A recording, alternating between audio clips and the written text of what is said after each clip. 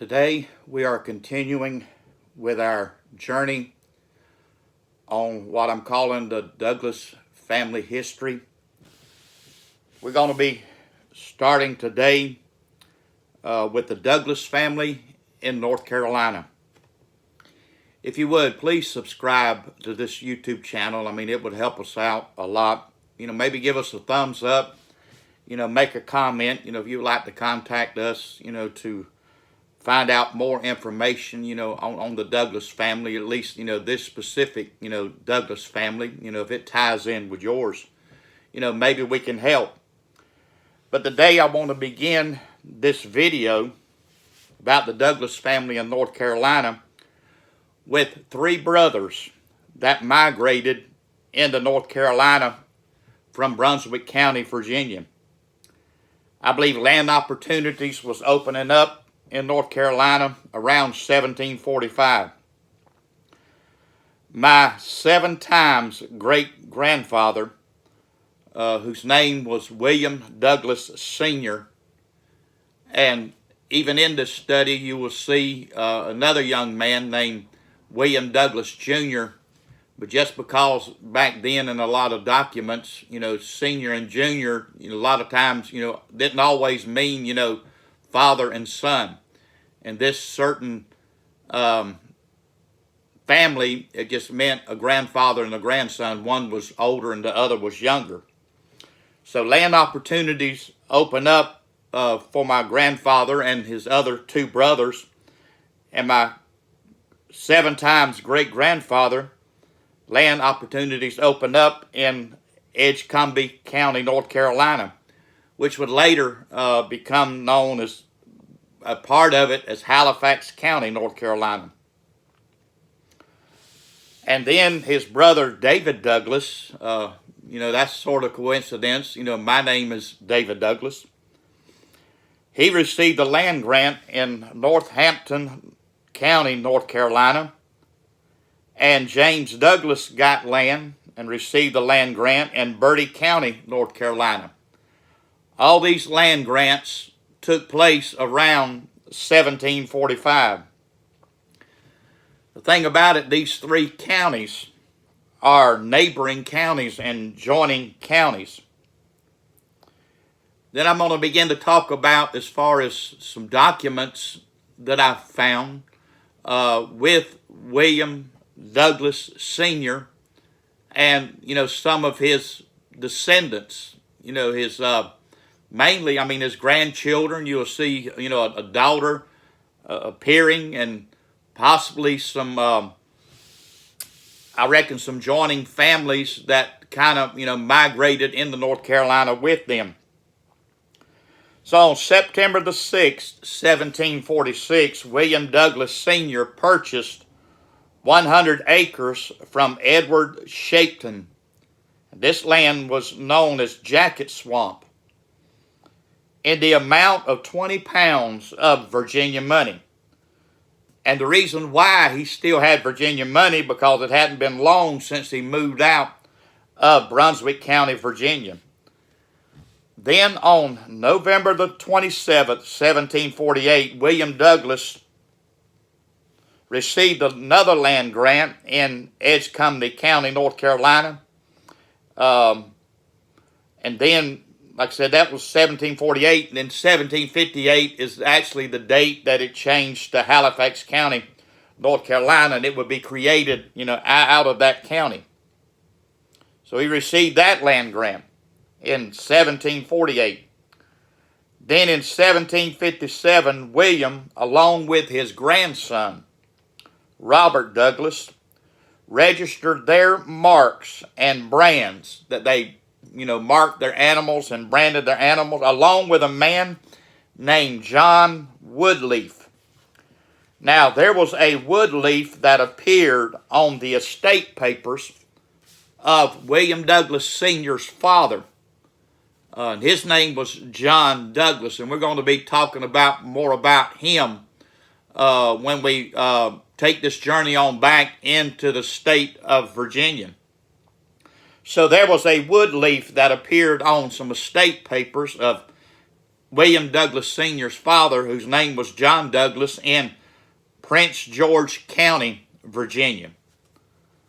A lot of these different families, like I was saying earlier, were fellow travelers, and a lot of these names kind of pop up, every once in a while, on documents being witnessed, or either their lands being located, by these individuals.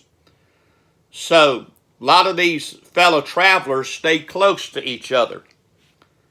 Then on June the 3rd, 1760, William Douglas Sr. received another land grant of 640 acres in Halifax County, North Carolina. So at this point, it was Halifax County, North Carolina. That portion was cut out of Edgecumbe County, North Carolina. And this was located, they said, in the forks of Breeches and Jackets Swamp, and located near Golightly Corner. Now that name's going to appear pretty good bit.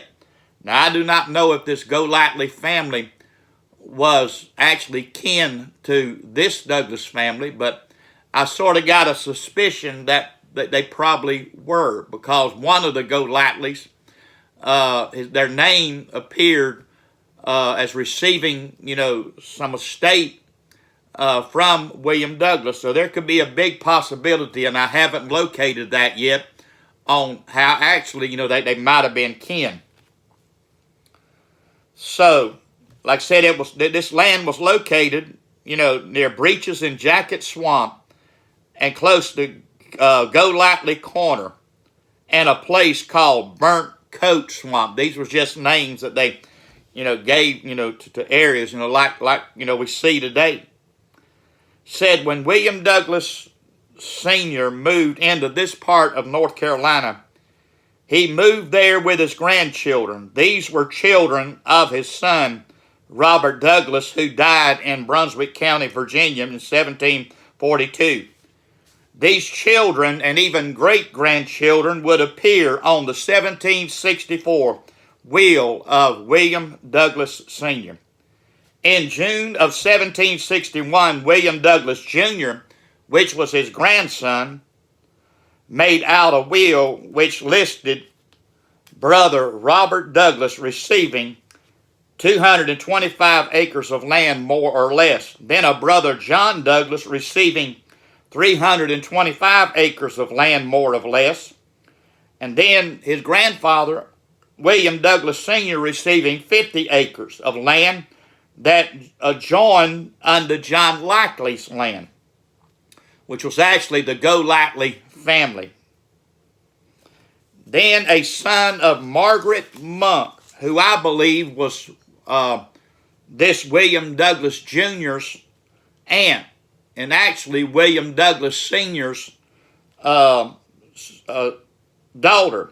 She received 200 acres of land, and 100 acres of land was going to William Thomas and John Ward, who were his nephews, which was actually two sisters to William Douglas Jr., and his sisters were Mary Thomas and Elizabeth Ward.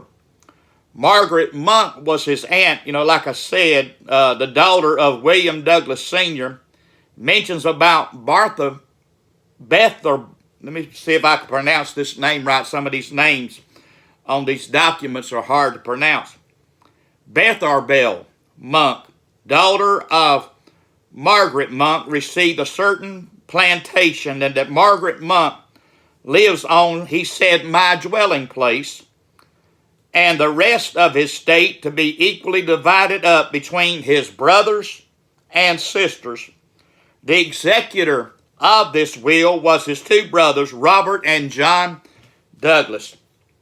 Then 4 years later, William Douglas made out a will. William Douglas Sr., the elder, made out a will January the 1st, 1764, which listed Shadrach Monk had 300 acres of land give to him between Burnt Coat and Jacket Swamp.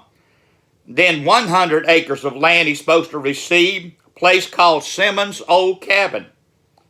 Then if he would die, then the money was to be divided equally up between, said, the sons of Mary Thomas and Elizabeth Ward. And I believe also it talked about to be equally divided up a little bit later on about his son. But this was to be divided up between the sons of Mary Thomas and Elizabeth Ward. And those two sons were John Ward and William Thomas. Beth Arbel Monk, daughter of Margaret Monk, was to get 200 acres of land. Then if she died before 21 years of age, the land was to be sold. Then he said, equally divided up between all the sons, he said, of my Robert Douglas, which was his son that died in Brunswick County, Virginia in 1742. But this was to be equally divided up, said, between all the sons of my Robert Douglas, who was deceased, and also John Ward and William Thomas. These were his grandsons. Then the plantation, then Sarah Monk, the daughter of Margaret Monk, was to receive the plantation containing 300 acres of land. Then if she died before 21, it was to go to Sherwood Douglas. Edward Douglas, son of Robert Douglas, was to receive 50 acres of land. Edie Thomas, which was another granddaughter, Robert Douglas was a grandson. Edie Thomas was to receive 75 acres, joining David Thomas, who I believe was her father. Then if she died, it was to go to her sister, Mary Thomas. Charles Likely, like I said, this name is actually Golightly, but the way it was written and probably sounded to them was Likely. Charles Likely, who was the son of John Likely, was to get the bed and furniture and etc., it said. Maybe some house furnishings. Then if he died before 21, these items was to go to Robert Douglas, the son of Thomas Douglas. Thomas Douglas was the son of William Douglas Sr. Robert Douglas was the grandson. Shadrach Monk was to receive 2 cows. Margaret Monk and her daughter Martha Bell was to get 1 bed. John Ward was to receive a bed. James Douglas was to get 3 hogs that were with David Thomas's sows. Then the executor of the will was John Douglas and Charles Likely. The will was probated July 1766, so he died somewhere around, William Douglas Sr. died somewhere around 1776 in Halifax County, North Carolina, around that region of the Jacket Swamp. Then on May the 8th, 1762, we're going to begin to see some documents appearing about William Douglas Sr.'s grandsons now. Thomas Douglas, it said, of Halifax County on one part, John Douglas on the said county was witness and in consideration of love and affection, he said unto, quote, my brother John Douglas. This was to be able to get land that was at one time owned by his brother William Douglas Jr., which contained 275 acres of land. Then on May the 3rd, 1762, Thomas Douglas, in said consideration of, quote, love and affection to, quote again, my brother Robert Douglas. This was about land that was once owned by his brother, or actually really their brother, William Douglas Jr. This was 225 acres of land. Now, the will of William Douglas Jr., it's hard to really figure this out, what happened. William Douglas Jr., I believe, in his will, gave his 2 brothers, Robert and John, these lands, but something happened. In some way, Thomas Douglas had to step in as far as maybe some kind of legal matters and write this thing up that the land would be given, to the way that William Douglas Jr., wanted it. So, Then in the previous video, I talked about, Robert Douglas. We know when he come into Georgia, we identified him, and there was even some documents calling him William Douglas Sr. So this Robert Douglas and his wife Olive, I told you that she was a Reeves, R-E-E-V-E-S. They were selling land on June the 24th, 1765, to a man named Benjamin Saxon. This was land containing 155 acres that was located in Jacket Swamp in Halifax County, North Carolina. Now, this land was sold before they moved in to the colony of Georgia around the 1770s. William Douglas Sr.'s other brothers, they would die in North Carolina. David Douglas, we've seen where his will was dated March 1753 in Northampton County, North Carolina, so he died around that time. David Douglas did. Those that were listed on his will was his wife, Elizabeth, and a son, William Douglas, and a daughter, Molly Carrill, granddaughter, Elizabeth Carrill. Then another son was named John Douglas, then another daughter was named Susanna Douglas. So these were listed on David Douglas's will. Then William Douglas Sr.'s other brother, who was named James Douglas, his will was in Bertie County. And his will was dated October the 6th, 1750. On his will was listed his wife, Elizabeth Douglas, a daughter, Ann Douglas. He had a son listed there named Keziah. So that's approximately, when he died, around 1750, James Douglas did in Bertie County.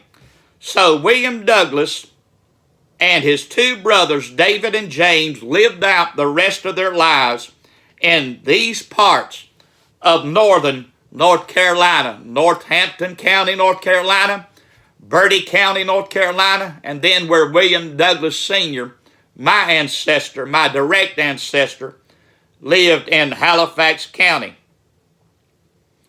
So a lot of these family names that were listed on William Douglas Sr.'s will that was probated in 1766, such as the Ward family, the Thomas family, the Golightly family, which was actually listed as likely, not trying to confuse you, but a lot of times these documents people wrote down the way that they heard it.